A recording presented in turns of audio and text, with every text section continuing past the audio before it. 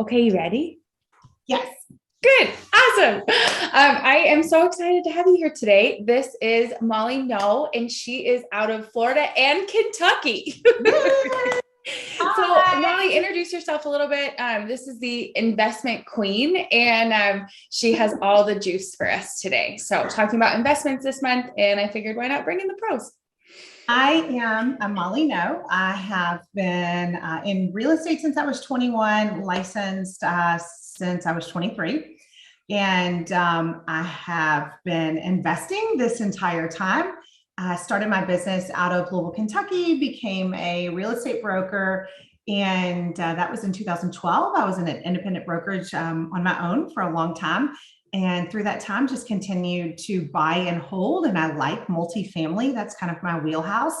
And then, gosh, last year moved to Florida, still run my Kentucky business, and just kind of getting started on the Florida industry, but also ramping up the real estate investment piece as well. Oh, yeah, you've been all over Florida investing, it seems like. It was a kind of a running joke between Jessica. She's like, well, you get a down day and you're like, oh, I'm just going to drive across the state and take a look at a piece of property. I'm like, no, I don't do that. And she's like, you mean last week when you drove 5 hours to go look at a property and then drove 5 hours back? I'm like, oh yeah, I do that. Maybe I don't know I don't know what a rest day is. I don't know. No, that's fine. That's why you are where you are. So definitely. Maybe. Okay, awesome. So obviously a lot of investment knowledge. And how did you get into it? How did you decide that this was the route you wanted to go? I don't know that I would say decided. You know how people say, oh, I fell into things, and then everybody rolls their eyes like, yeah, right. Nobody, but you do. So I actually went to school to be a pediatric neuroscientist. But someone told me it was okay to take chemistry my first semester of college, and that went real well. And I got a D, and my parents yanked me out and made me come home to the local college. And I went to business school, and I absolutely loved economics classes. My dad at the time had a few real estate investments, but he flipped homes. So he would buy properties at the courthouse steps, foreclosures or auctions, and then he would flip them and resell them. So I got really good hanging out with my dad. I got really good at estimating the value of property. Like I could put a price on it without ever stepping inside just because I knew the areas. And so my dad would drive me around. And then, back then there were like flyers in the box in the front yard. And so he would drive me around and we would play guess the price. And I could typically get within like 10 grand of what the price was. So I realized that I loved it and I had this like niche. And so I said, I bought my first house at 21, but I said, I'm going to get licensed. I'm going to do this. And I went through the 2-week course and I got licensed. But my first investment property, I had been going with my dad starting at 19 to these auctions. I was like the only female in the room. And by female, I was a kid, right? Like I wasn't even an adult. I was 19. So I went with him for several years. And at 21, I said, I'm going to buy one. And the area I wanted to be in was untouchable. Homes started 20 years ago. If they started at 250 in that area, and they were older, so there was no way. So there was a property coming up on the edge of that area, and it actually was in an area that my dad grew up in. It was back then considered, kind of an offshoot, like the little sleeper cities that are kind of up and coming. Sure. And so I bid on a house, paid a $2,500 deposit, and bought my first home at the courthouse auction for like $61,000. And That's then, amazing. and then I lived in it with no kitchen and bathroom. That was fun. Oh, you lived in it. Oh, I lived in it. No kid. It was a single family house. The laundry was in the out. You had to go outside down steps to like the cellar. It was so creepy. And I had to do my laundry down there. So I would like only do my laundry like Saturday in the middle of the day because my neighbors came home and I was so scared there was going to be somebody in my basement. So I lived in it and I house hacked before house hacking was like called house hacking. I just lived in it and did the work, and I like subbed it out and did some of it myself and learned how to hang cabinets and paint paneling and not have a toilet for weeks. And but I was 21, so it was a lot easier than like today with 3 kids. Right? Definitely. You probably wouldn't go back, but you're so thankful that you did go and get that done, I'm assuming. Yes. And I joke, like my mom would get so angry because my dad, because you can't typically, well, no, not typically. In these foreclosure properties, you can't go inside, right? Right. So you are buying them sight unseen. But if we knew they were vacant, my dad would like boost me up and I would climb in the back window, or like I've been in a basement window. I mean, it's breaking and entering, don't do it. But I didn't know better at 19. So yeah, I mean, it was a big risk. I'm very happy I took the risk. I also, because rates were high, I had like a 9.25% interest rate, Wow. which seems insane, but that was the only way 21-year-old me was going to be able to buy a property with like 3% down and take this high investment rate, and the bank take a chance on me, because it's not like I could have Right. went and got an FHA loan. The property wasn't in that kind of condition. So I Right. just didn't have a choice. And I ended up holding on to that property for 4 years. And then Mhm. I made a huge profit. So it was awesome. It was So good. talk about that process with the auction, because I think so often you hear, oh, you have to have cash, but now you're talking about having a deposit and then going Yep. actually to the bank and going to get a loan for that, but it's not an FHA or anything like that. So how does that work? Right. So I think that's such a misconception. Obviously, we Yeah. all know there's a lot of cash floating around, right? There's a whole more cash than we ever expected. We're all saying, like, where did all this money come from? So yes. So there is if you win in this case in the Louisville auctions, I'm assuming that all the commissioner sales are the same, but let's talk about the Louisville auction because that's what I know. Mm-hmm. There is a deposit amount. So if you win the bid, then you have a deposit amount that you have to put down. That is set in the bill of sale. So you know going in. So let's say you're going in and there's a list of the list of properties is put together, weeks ahead of time.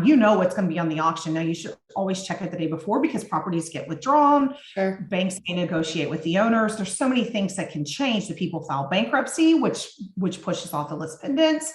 So there's so many things that can change in that process, but you know what the deposit's going to be, right? So let's say the deposit, I mean, today the deposits are a lot larger than 2,500, but we're talking 20 years. So Sure. let's say the deposit is $6,500. You have a cashier's check with you. You're not writing a personal check. You have a cashier's check with you made out to the Metro Commissioner. And then when you win the sale, you go to the front to the little table. It's not outside on the steps, even though they call it the courthouse steps. I think, like I feel like in the HGTV shows, you see them bidding in a circle at the courthouse steps. And I'm like, oh, staged, maybe. So it's in like an auditorium, a small auditorium down at Metro Hall, and you win your bid, you give them the check, they sign over to you. You have 25 days to come up Wow. with, or 30 days to come up with 25%. You have a full 6 months to close the property. If you do not close the property, you are losing your deposit. Sure. So let's say, and this also is a good time, like let's say it is a $6,500 deposit. You are accessing that property, right? You won the bid. The city is, or the bank is assigned, the commissioner foreclosed, the bank is assigning it to you. You then go in and access that property. Well, let's say that property is a complete nightmare and you're like, oh my goodness, this is going to cost 50,000 more than we Mm-hmm. thought it was going to cost. Well, maybe it's worth losing that 6,500 to not spend that 65,000 and take, or 50,000 and take a larger loss at the end. Mm-hmm. So that is a little bit of a window. Obviously, you've got to have some cash to play in that game, Right. because you could be talking about a large loss window. Sure. So I always tell people, you need to be careful when you're getting in that. But so you have a 30-day window to put down your 25%, and then you have 6 more months. And a lot of these people are going to be investors that are putting down large sums of money. Sure. So you're not buying a courthouse foreclosure at the commissioner's sale with no money down, Right. unless you're being a hard money lender. I think that's probably how hard money lenders were created, Mm-hmm. because they give them the money, then they have the 25% for that 6 months or that 30 days. And then at day 45, they close, pay that hard money lender. And that hard money lender might be 17%, for the first 30 days. Mm-hmm. And then you're paying it off and getting your better loan. So they build that in and to that Mm-hmm. resale and know what their, cash back is going to be at the end, what the Mm-hmm. profit, they build it into the profit margins. Interesting. So I had no idea that you could technically finance Like if you had a good relationship and did like an in-house loan with your bank or something like that, you can finance that foreclosure, which is, like you said, such a common misconception. Yeah, because everybody thinks now, let's be clear, there is a ton of cash. So you have to remember that. Like you're still fighting cash investors, but even on properties that I'm buying off market that are super competitive situations, I'm just using my bank. Now I like small local hometown banks that want to invest back in their city. And I'm just doing commercial loans. So they're not going to the secondary market. There's not as many rules. A board director is typically signing off on the approval. So it's a little bit of a different process than using a secondary market loan. Totally. So just, absolutely. I think people should always have established relationships with their bank.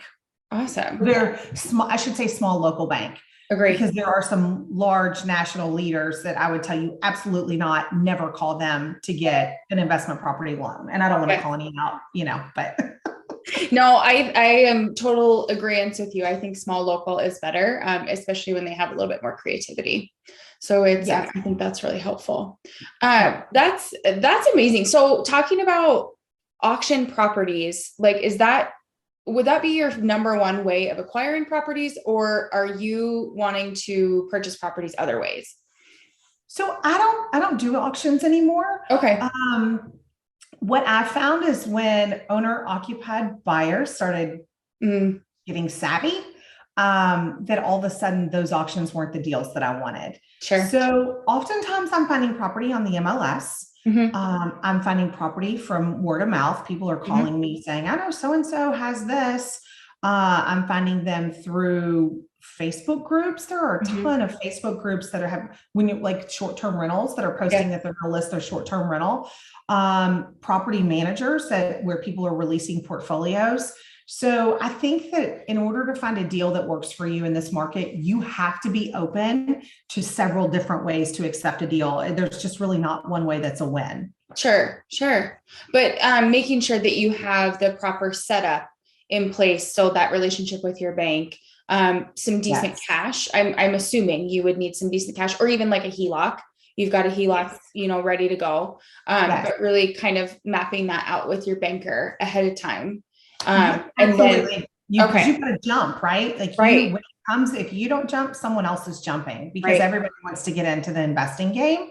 I just read a statistic, like 70% of, I'll have to find it. I feel like it was like 76% of people in the United States are wanting to become real estate investors. It's a pretty strong number. And it is, as interest rates rise, the rental market will get stronger. It's already been strong, but it will get stronger. And as COVID dissipates or kind of goes away, right, we'll have less risk as investors. Has it been tough through COVID? Yes. Have I had, every single tenant not pay? No. I mean, I think that's like what people think, right? Like, oh, nobody's paying. That's not the case. I've had one or two where there's been an issue. We've worked with federal programs or state or local programs so that their rent gets paid or they get covered, but maybe we've had to wait a couple of weeks to get that money.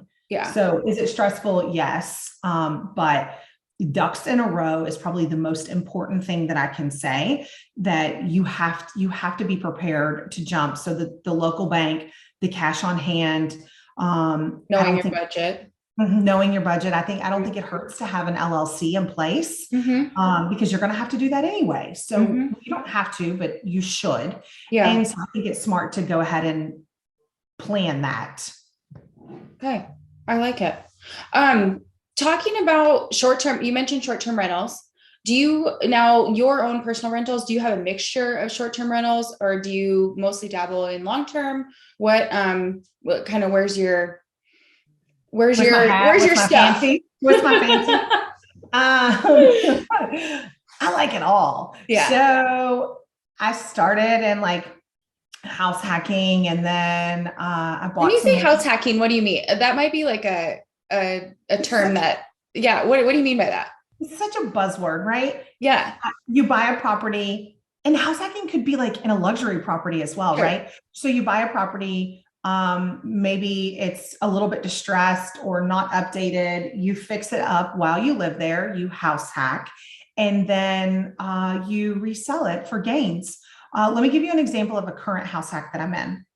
I bought a property a August of 2020, I sold a threeplex in Louisville. I did a 1031 exchange and I sold that property. An intermediary held my money. Then I bought a house in Florida. I rented that home in Florida to a couple that was building. So they rented it for 7 or 8 months. Mhm. We then decided to move to Florida. So I deferred the tax gain by selling the threeplex, moving into this house. So there's no tax gain on my profit on the threeplex.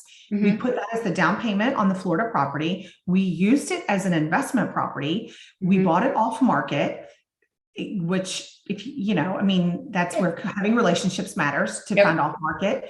Yes. And then from there, I am now in the process of fixing the house up. And in a little over 1 year, I'll just tell you the numbers. We bought for 5.25 and I just had it reappraised and it's at 768. Damn. I haven't done that much, Mhm. you know, Mhm. haven't even done 20,000. Mhm. So, that's a house hack. Okay. I'm not selling though. Like if I was Okay. selling, it'd be a profit, but that's an easy house hack, right? Sure. Sure. A house hack I did at 27, I bought a duplex and I lived on the first floor. I bought it with an FHA loan. It was a HUD foreclosure. I bought it on an FHA loan, put my 3.5% down. And I lived downstairs and I rented the upstairs. My mortgage was $900. The upstairs tenant paid $550. That duplex cost me $128,000 and I still own it today. And it's worth probably $355, $365, and it brings in $2,300 a month. But it was a house hack that I lived in and again, fixed up. It had funky carpet. It had beautiful hardwood underneath it. So I do things like force appreciation in my house hacking, do things to update to make it better. Okay. And I So think you're sidetracked completely, but that's house hacking. You're moving into these properties, or you don't always have to move in for a house hack because you could use it. Yeah, right. Yeah. You could buy it. I think that's probably the easiest concept to think about it, but is living in them. But you get people that buy multifamilies. I think most of the time the true term on house hacking is that they live in it, that it's occupied. But I think you're going to get a lot of people who are buying, they're forcing appreciation, and then maybe you keep it, you put tenants in it that pay the mortgage, and you equity line against it, or you cash out against it to buy more property. That's where the BRRRR method comes in. You're refinancing, you're repeating the process. Okay, cool. So then when you're talking, we'll get into short-term rentals. I want to stay kind of on like this house hack, like financing. When you're buying property, like, are you using HELOCs? Are you using refinances, or are you selling and then 1031 being a tax shelter for investors where they don't have to pay taxes on the proceeds if they're investing those proceeds into, just for people who might not know what a 1031 is. But it's a tax shelter for investment proceeds when you reinvest those in like property. Yeah. So for instance, no, not on all properties, right? Okay. So Anthony, my husband and I both work. Sometimes we're saving up the money. Sometimes we're using proceeds from the sale of personal property. Sometimes we're 1031 exchanging. Currently what we're doing is we're buying 8 apartment units in Louisville, and we're using a HELOC off of this home as the down payment for that property. Okay. So you do kind of a mixture of everything. Yeah. I just believe that when you're getting started, it's good to focus, but as you get into this, you're going to make decisions that are educated, that are going to bring you the most financial gain, if that's what you're looking for. Some people aren't looking for the most financial gain. That's what I'm personally looking for, but that's not what everybody's, I think you have to define your goal and then go from there. Yeah. Cool. So getting back into short-term rentals, is that something that you've really expanded on that? I know you just from knowing you personally, that's kind of your focus right now, correct? Or short-term? Yes. Okay. So what would you define as short-term as? Like, what are you looking for? So originally when I did short-term, I had this tiny 500 square foot condo that was Anthony's when we got married, and we kept it as a rental. It made $850, $875 a month. It was a great little, unit, killer area. I furnished it, we remodeled it. And what happened is I didn't want to put a tenant in it, right? I had spent $15,000 remodeling it. It was so cute. amazing walkability. And I'm like, no, we have to rent this place, or we have to short-term rental this place. That was 2015. And we were making 3,500 a month. So we Holy went cow. from 875, 850, Yes. 3,500. Mhm. Holy cow. And it was 500 square feet. So I would drop the girls, two girls at the time, off at school. And then I would just run over there Yeah. and tear it off, clean. Yeah. But I mean, the cleaning is so easy on a 500 square foot that I just could manage it myself. And then I would just work from there. Right. It was easy. Yeah. Like it was comfortable. It was like my own little beautiful office. Oh. And then I got pregnant with my third, and I could not do it. I could not keep up. I was getting sick. So we moved that back to just a straight rental, and it's a phenomenal straight rental. Then we've done other short-term rentals. Our biggest short-term rental back then, we took our private home, and we would move out on like weekends, and we would Airbnb it, and we made an extra like $40,000-$50,000 a year doing that. And we had a pool, so we could. And I'll tell you what happened. I ended up hooking up with this crew that runs large, like outdoor music venues. Okay. And they would rent my house for $18,000 for 5 weeks. I mean, I was like, did I just like fall into a bed of roses? I don't know. I was like, it was the most insane thing. Yeah. But like year after year, they'd be like, we're coming back. Here's half the money to hold it. And I would move my family out. And we, at the time, we moved to the first floor of a threeplex that we had that was like a really nice 1,500 square foot, 3-bedroom unit. And it was in the area where we still lived. So we lived there one time. One time we went to my mom's. One time we went to Japan. Wow. So like, I just made the best of it because $18,000 is a lot of money. Yes. So we did really well on that. And then we sold that house. Now we have short-term rentals. We have 2 condos that are on the Bourbon Trail in Kentucky. Okay. And then we're closing on something in the mountains north of Asheville that is like a mountain home on a golf course, like in a gated country club community. So yes, I'm currently searching for something in St. Augustine, and I like eclectic. I like places where I would personally travel. So I think that's a great way to get started is to think about like, where do I want to go? Where do you want to go? And buy something in those locations, and then just rent it out enough to have somebody else cover your mortgage. If you're not looking for a big profit game, but you're looking to just buy another property. I mean, it's expensive to get on vacation areas or coastal areas. So maybe you just purchase something that is somewhere where you want to travel. For me, it's the Gulf Coast. I'm on the East Coast. I want West Coast, but I don't want to live on the West Coast. So it's perfect. We're looking all along the West Coast. We'll find something eventually. You have to be patient and don't get trigger happy. Don't jump and make a bad decision. You really have to be thorough and ready when you're ready to actually make the decision. So that's why I drove 5 hours. And guess what? I got there and I was like, no, this isn't going to work. I wish I would have known this. I would have not wasted my time if I knew that there wasn't access between certain floors and you have to go outside. And so you just need to do your homework. Yes. And so when you're prepping for that first investment, like when you say like, don't jump, make sure that you do your homework, what are those things that you're looking for? So I'm looking for, is it going to be rentable, right? Meaning short-term rent, but also if something happens with Airbnb, can I rent it to a full-time renter? Sure. I like safe. I like risky, but I also like my safety net, should I say? So I'm looking at condition. I'm looking at price compared to the area. I'm looking at how long they've owned it. I want to know about property management in those areas. I want to know distance for me if there's an emergency. I think those are probably my high points that I'm looking at. What's it going to cost me? Like there was something I'll tell you that was just on Captiva Island in Florida. Absolutely loved it. However, the only way to get there is by ferry or plane. Well, if someone is flying their private plane to Captiva Island, they're not renting a house from me, which means then that the other family that would be renting from me is parking, taking a ferry to my house with groceries and all the other things. It's not going to be a great rental home. So as much as I love that property, we had to say, no, that was not for us. Sure. So I think you have to think through those factors of who is my ideal audience? Who is going to book from me? And what do they want? What are they looking for in that area?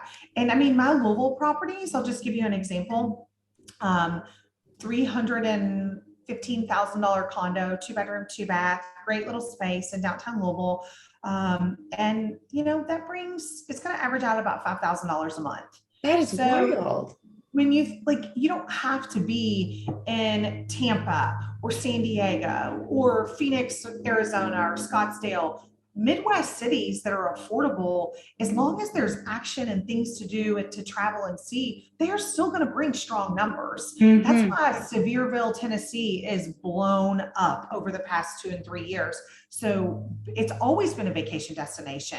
But now all of a sudden investors are like, I'm going to own a cabin there and I'm going to own a cabin there. And it's more affordable than buying in Lake Tahoe. Mm-hmm. They can still spend under $500,000. Can you even touch anything in Tahoe for under $500,000? No. I mean, that's what I think is a great thing to look for if you're looking at getting in and you're not cash heavy.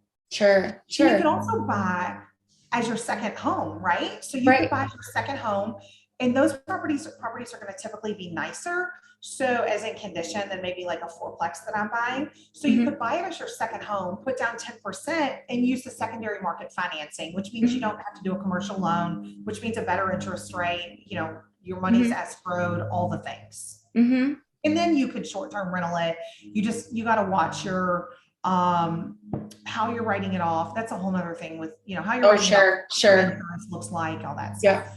Yeah, definitely want to make sure you've got a good CPA who understands the investment market. I want to hop back real quick because there was a question that popped up in my head, and I'm sure other people might have it too. When you moved out of your house for that period of time, what did you do with your clothes and your closet? Like, that's the thing that I think about is like personal items. Like, obviously they're using your dishes, they're using your, laundry, whatever, but like, what do you do with your clothes and like your dressers? It's kind of funny. So, because I had to pull for the group that came in that was putting on this big festival over 5 weeks, I had to move kids' toys out, but they weren't using my garage. So I was able to just put a lot of stuff in the garage. It took me probably 2 days. Okay. And then what I would do is I would empty out the closets. Now I wouldn't say full empty. I would just 75% empty out those closets. And then they all went in the back of my car on hangers. And then they were able to be easily transported to the next property. Mollie, I love this perception, because I think that there's a lot of I'm going to get into short-term rentals. I'm going to do this, and it's like the things that you don't think about. It's like, okay, well, think about this. Like, yes, you can make really good money, but you have to have a plan. Yes. You have to have even because people call me about short-term renting, doing SDRs on their personal homes. Yeah. And that's a great way to get started and make extra cash, right? Yeah. You don't have let's say you don't have a down payment for a multifamily and that's really where you want to be. Well, short-term rental your personal home. Obviously you need to know local laws, state laws, what your tax, all that information. But yeah, you gotta be a little gritty. You by no means do I consider short-term rentals passive income. No. Whatsoever. It is I think in the game. Passive, and that's funny. Passive income is such a buzz term too. We're talking about buzzwords, and where people actually think that passive income is passive, where I think that it can get to a point where it's more passive than going to a 9 to 5, that kind of thing. But there's still work there. It's not like you just hand the keys over and say, hey, don't ever call me again. Yeah, exactly. I know I'm not an investor like you, but I do have one rental property. And that I remember a furnace, we didn't change the furnace filter. My bad. But the furnace stopped working it was 8 o'clock at night and it's negative 15 degrees. And they're like, hey, I'm like, oh my, and freaking out. So again, making sure that you have the relationships with the HVAC company that can come and check it out for you and tell you that you're a dummy for not changing your air filter, but making sure that you're going to have to be available too. So did you know the greatest expense on real estate investors is furnace filters not being changed and clogging up and burning out motors and furnaces? The number one. So I'm just telling you, it's not just you. It's not just you. Thank you, Mollie. Every investor in the frigging country, every single one. I mean, even I struggle with it, right? Like, I'm like, Mhm. what if I Amazon the filters to their door? Will they then put it in themselves? No, no, they'll just set it inside the front door. Thank you. So, like, how much do you care about your property, right? Mhm. Like, and so I think you have to think about that. And speaking of like heat, yes, is my income considered passive? But do I actively manage my properties? Yes. Now I Yes. also manage my own. They're with my own management company. They're Okay. not with an outside management company. Could I hand them off? Yes. But am I still going to have to deal with the management company? Because they're going to have questions, whether it's updates or repairs. I'm still going to have to mess with it. Right. If you are going to be silent and not handle it or hear from it ever again, then you probably have a full-time assistant that's taking those calls for you. You know what I mean? Like, even if you have a management company, someone still has to answer stuff. Someone still has to check to Mhm. make sure that the management company paid you and that the expense report looks right. And I mean, it's not a like get it, forget it type situation. Right. It's just not. And actually I'm teaching in Powerhouse today because it's not like that. You are handsomely rewarded on your taxes. So Mhm. I'm talking about that today because it is worth it for me because it Yeah. does squeeze my household into a much smaller tax bracket than we really should be in because I'm able to write off all that income. So Yeah. that's a whole other thing. That is a whole nother thing. The federal tax benefits and the state tax benefits, definitely. I was reading up on those, and actually on a blog post, the government really likes people to own property. Like they Yes. like it, and they want you to own property, Yes. and they reward you for it. Yeah. It's, Yeah. man, Yep. so we've talked a lot about short term. We've talked a lot about just investment in general. What is like, if you were going to blanket like the biggest challenge that you've had with investment properties and how you overcame that, what would that look like? Yeah. I would say there's probably two things, right? Okay. The systems with the money, right? Sure. So uh, for years, I just ran everything on a spreadsheet. Well, really, let me be clear. I put everything in a banker's box, like on my receipts, and I would write the property address on the top. And I'm sure people are like, I'm sorry, are you 80? Like, what? But I could not, like, I couldn't because I work full time and I've got Yep. children. It was just like easier to Home Depot receipt star, this property Oh, the star. mental margin that you get from just writing that on and sticking it into a box, like done. I hear that. No, I Yes. hear it. So then at the end of the year, I would take this box and then I would put it all on a spreadsheet. Mm-hmm. Okay, so then it got a little better and like Sure. I would update the spreadsheet. Now I use a platform called Rent Tech Direct, where all the tenants are in there, all of their leases are in there. So I'm not searching their name in my Gmail, like where's their lease? So I would say like one, the back end organization, the Okay. financials, the organization, having the systems. Yeah, when you manage one, can it be on a spreadsheet? When you manage 20, you've got bank accounts, you've got reserve accounts, you've got escrow accounts, you have so much money flowing that you have to keep track of it because if I ever get audited, it's going to be a freaking nightmare. Yeah. So I would say that that's probably been the hardest thing for me to overcome, just because I'm on the go so much. It's just hard to keep that basis of organization.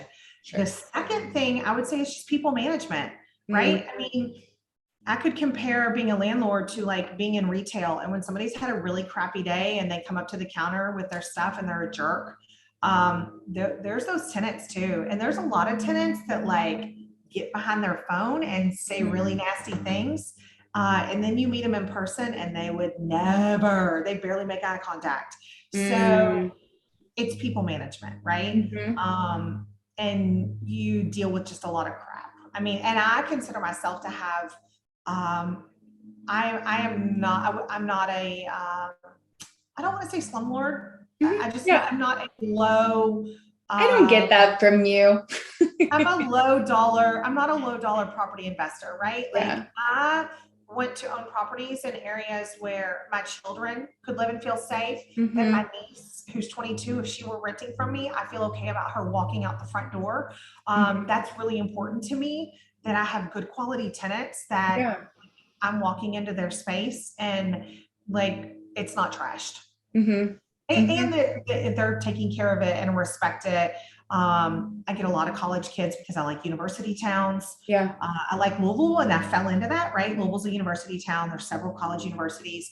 And most of those kids, if they're at university, they're coming from good homes and stable They're good foundations. kids. Yeah, they're good kids. Are Like, guaranteeing rent. Can yeah. I deal with some liquor bottles here and there, not cleaning up the yard? Yes. Sure.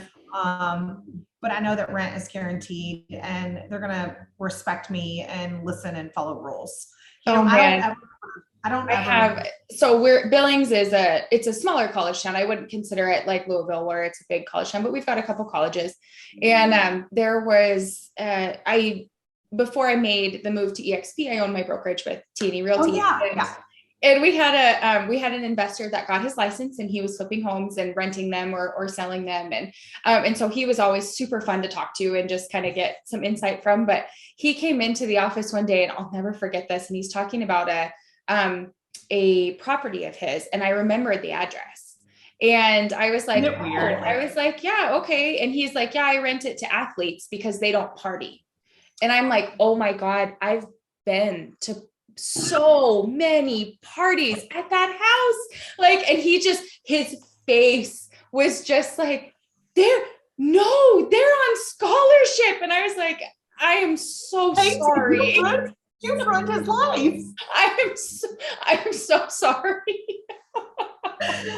Listen, we all like have this like angel persona of the specific tenant, and you're like, no, that's not the case. Like, that's funny. I love that. That's terrible. The blood drained from his face pretty quickly. And because at that point in time, I had been out of college for a while, and he had been renting to, and it was a boys athletic team. And he had been renting to this boys athletic team for a long time. I'm sure they were having, I'm sure there was some good, listen, like we've all been that, like, this is how I try to think about it. Like, dude, I was 20, I was 25. Like, I was still a respectful kid, but maybe I was a little wild at some point. Like, but I was never like disrespecting people's property. So like kids will be kids, right? And they never were either. They were always good human. Like, he had nothing to worry about, but it was just the initial shock, I think. Yeah. It's like it's his own children. Yeah. Yeah. Right. You ruined his life. Yeah. Not really. Okay. So from you use Airbnb platform, correct? To find your short-term rental. Do you use VRBO? No, I got burned with VRBO. Early pandemic. I had a house rented personally, and on the tenant side, they tried to keep $5,800 for a week of a house rent, and VRBO had a really poor response that said pretty much that sorry.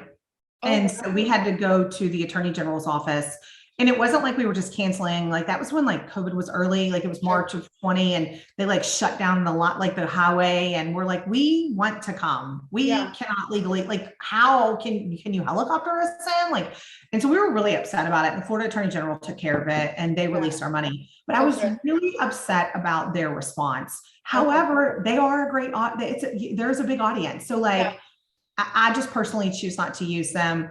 I trust and support Airbnb, but as an owner, of course, like ethically though, like I feel like that was junk. Like, well, like you said, with your properties, you want the same experience that you would want, you know, as a tenant, so Airbnb has been good to you. So like, think about it like this too. That was a phenomenal house in Holmes Beach. It's an area I love, where I'm heavily looking to purchase. And we would have went back had they offered us like, hey, book it next spring break. We would have taken that. That was not given to me. So like, I always am thinking about that perspective, like treat others as you want to be treated, including your tenants or your renters. Or your guests, whatever. So true. Yes. Where I've kind of fallen into has been the traveling nurses. And it's the same thing. Like, treat them how you would want to be treated. So for the example, it's a couple, they're from Florida that are in there now. And when they were coming, you know, she's asking me, she's like, hey, you know, do you have this, and this, like kind of making a list, because I didn't realize they travel with a lot of stuff. Like they're here Yeah, I for mean, they're living, right? Like that's well, their, she's yeah. like talking about bringing vacuums and stuff. And I'm like, I'm like, no, I'm going to provide all of this. And so I'm like, no, I have all of that. And she was like, wait, you do?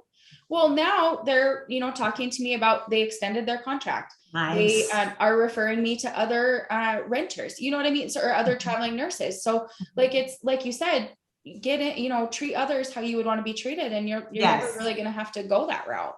Yes. Yes. So then on your long-term side, what's your favorite way to find renters? So I use Zillow. Okay. I'm not Okay. I'm not a Zillow hater. Yeah, no, me neither. I use Zillow. I hate that I pay now, but I get it. I mean, they're a for-profit platform. Sure. So they, it's $9.99 a week, or now I think do like 90 days for $19.99. Okay. And then we screen them, meet them. We do a one-page PDF application, but I'm actually thinking about exploring the Zillow application process. We just found out today it's $29.99 per person per applicant. We do make every adult applicant in the house fill out. So if there's a 19-year-old teenager living there, we have to have a check on them. And that's, as much as maybe you don't want to know, you need to know. It's important. Like, you need to protect your investment, or it could blow up in your face. I mean, that's, and not calling their reference that's their best friend who's like, they're amazing, I can't tell you, like, I mean, tenants move out and come and go, and it's very rare that I get a phone call asking how they were as a tenant or if they owe me money. But I ask for driver's license, I ask for a paycheck stub. I mean, you really have to do your due diligence. I mean, you're giving them what's pretty likely at least a $250,000 space. I mean, in my case, let's just say it's worth 200,000. I'm handing that over. They're living in that, I'm essentially responsible for. So I want to make sure that I'm protected. Totally. Okay. If you were going to last question, if you were going to give someone one piece of advice when it comes into getting into investments or expanding in investments, what would that be?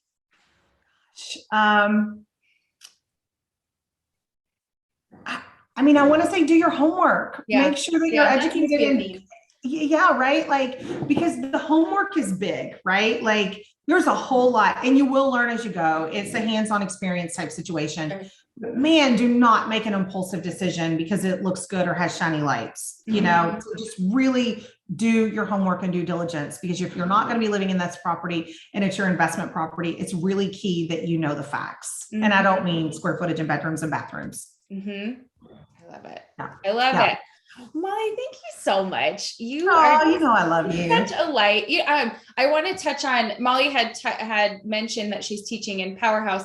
Powerhouse is how Mollie and I are connected. So we're both connected with real estate agents all across the country. So if any of you guys are curious about maybe investing into some short-term property all across the country, we've got agents for you. So we are a nationwide group. Powerhouse is our nationwide group through eXp Realty. So that was phenomenal. I just love Mollie. And Mollie, you've got some exciting news as far as investment opportunities for maybe people to learn. Do you want to talk a little bit about that? Yeah. So I'm teaching today inside Powerhouse, and then I'm teaching to agents coming up for Rise Retreat in Nashville. But on the 22nd, I am actually hosting a 1-hour webinar that's, I speak to a lot of agents. They call me personally about investing. But this is open to forward-facing clients, agents, their clients, family, whomever is thinking about getting into real estate investing, but maybe just scared to take that first step, because that first step is the hardest step. Once you're in it, you just have to start making decisions. So I'm teaching a 1-hour webinar on how to essentially leverage yourself to purchase your first piece of real estate and create mailbox money and generational wealth. And that's going to be on the 22nd. There is a sign up on my website, mollieknow.com, which is the 22nd of March, correct? 22nd of February. Oh, 22nd. Yeah. 22nd of February. Okay. 22nd of February. Do you have a link for that for me? It's on mollieknow.com. Okay. And I'm MOLLIE. I'll link it with this. Okay. So the sign up is there. It's just a 1-hour webinar. It is live. And then from there will be a 6-week investing course launching in March. That I've been very nervous about it, but it's time. So We're going to do it. It's going to be more, instead of a course, it's going to be like a more of a live group coaching type thing. I really want people to invest in real estate. It's a game changer. It is a life changer. Yes. Oh my gosh. Well, look at what you've been able to do. Not only run a very successful real estate business, outside of itself, but be able to invest in travel and be in a different state and enjoy the sunshine. I'm looking at snow right now. So the fact that you've got like sun shining on your face, I'm a little salty about, but I won't turn my camera to the palm tree and sunshine. Okay, I'm going to sign off. No. Mollie, thank you so much for your time. I appreciate you so much, as will everybody listening. And if they have any questions, I will link all of your contact information as far as where they can find you, as well as a link to that webinar so they can hop on and hear all the more juice words. Just buy some real estate. That's it. Just call Kelly, buy some real estate. Perfect.